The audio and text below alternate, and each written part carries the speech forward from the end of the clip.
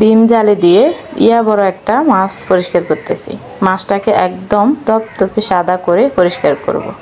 মাছটা দেখতে অনেক বড়, কিন্তু কাটবো কিভাবে সেটাই ভাবতেছি। যা হোক, মাছটা আমার পরিষ্কার করা হয়ে গেছে। শুধু ডিম জালে দিয়ে সুন্দর করে ডোলে সাদা করে নিয়েছি। মাছটার নাম হচ্ছে সাগরের বড় পাঙ্গাস। হ্যালো এভরিওয়ান, আসসালামু আলাইকুম। কেমন আছেন সবাই? আশা করি ভালো আছেন। চলে আসলাম নতুন একটা ভিডিও নিয়ে। তো যা হোক, মাছ কাটতে অনেক পছন্দ করি, সেই জন্য বড় থেকে একটা মাছ নিয়ে আসছে, পরিষ্কার করে নিয়েছি। এতে দেখেন একদম সুন্দর করে কেটে টুকরা টুকরা করে নিয়েছি। আমার মাছ কাটাটা কেমন হয়েছে অবশ্যই জানাবেন, আর আপনারা কে কে মাছ কাটতে পছন্দ করেন তাও জানাবেন। তো দেখেন একদম পিসগুলো পারফেক্টভাবে আমি পিস করে নিয়েছি। মাছটা একদম টাটকা ছিল, সাগরের পাঙ্গাস মাছ। তো আপনারা পাঙ্গাস মাছ খেতে কে কে পছন্দ করেন অবশ্যই জানাবেন। তো আমার ছেলে মেয়ে অনেক পছন্দ করে, সেই জন্য এনেছি। এখানে কাঁকড়া এনেছিল, কাঁকড়াগুলো আমি পরিষ্কার করতেছি আলাদা। যাই হোক, এখানে কয় টুকরা মাছ নিয়েছি আমি এটা রান্না করব বলে। তো এতে এখানে পেঁয়াজ কুচি, কাঁচামরিচ কুচি, রসুন বাটা দিয়ে একটু নেড়ে চেড়ে অল্প করে তেল দিয়েছি। ফাঙ্গাস মাছে, সাগরের ফাঙ্গাস যেহেতু অনেক তেল হয়, সেজন্য আমি অল্প করে এখানে তেল দিয়েছি। দেখবেন কতগুলো তেল বাইর হবে।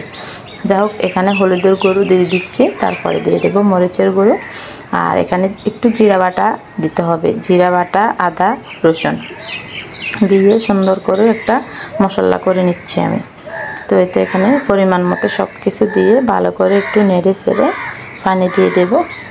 তো আপনারা কে কে ফাঙ্গাস মাছ খেতে পছন্দ করেন, বিশেষ করে সাগরের ফাঙ্গাস মাছ, অবশ্যই জানাবেন। আর আমার ভিডিওটি যদি ভালো লেগে থাকে লাইক কমেন্ট শেয়ার করে দিবেন। আর আমার চ্যানেলে নতুন হয়ে থাকলে চ্যানেলটি সাবস্ক্রাইব করে দিয়ে আমার পাশে থাকবেন। তো যাই হোক, এটা এখানে আমি একটু পানি দিয়ে দিলাম, দিয়ে সুন্দর করে নেড়ে চেড়ে মশলাটা ভালো করে কষিয়ে নিচ্ছি।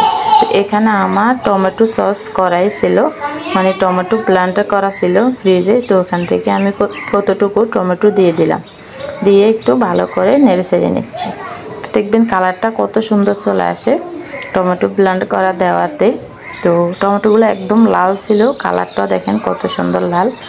তো এটাও আমার মশলা এখানে কষানো হয়ে গেছে। আমি পরিমাণ মতো একটু পানি দিয়ে ভালো করে কষিয়ে নিয়েছি। তো এখানে পিসগুলো দিয়ে দিচ্ছি, দেখেন একদম সবগুলো মাছের টুকরা এখানে দিয়ে দিলাম। তো আমি অল্প করে রান্না করতেছি, যেহেতু একবেলার জন্য, রাতের জন্য রান্না করব। তো এতটুকুই আমাদের জন্য যথেষ্ট। তো যাই হোক, এখানে আমি মাছের টুকরোগুলো দিয়ে উলট ফালুট করে একটু নেড়ে চেড়ে দেবো, সেই জন্য একটা ভিডিও ক্লিপ নিয়ে নিচ্ছে। তো আমি উলট ফালুট করে নেড়ে চেড়ে দিচ্ছি।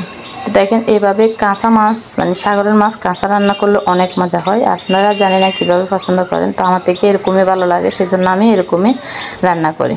তো যাই হোক, এখানে আমার মাছ ভালো করে কষানো হয়ে গেলে আমি পরিমাণ মতো একটু পানি দিব মাছে। তো পরিমাণ মতো পানি দিয়ে আসতেছি আপনাদের মাঝে। যা হোক, পরিমাণ মতো পানি দিয়ে ভালো করে রান্না করে নিলেই হয়ে যাবে রেডি। তো ধনেপাতা থাকলে অবশ্যই একটু দিয়ে দিতে পারেন, আর আমার ধনেপাতা নেই, সেজন্য আমি দিইনি। আজকের মতো ভিডিও পর্যন্তই। সবাই ভালো থাকবেন, সুস্থ থাকবেন। আল্লাহ হাফেজ, আসসালামু আলাইকুম।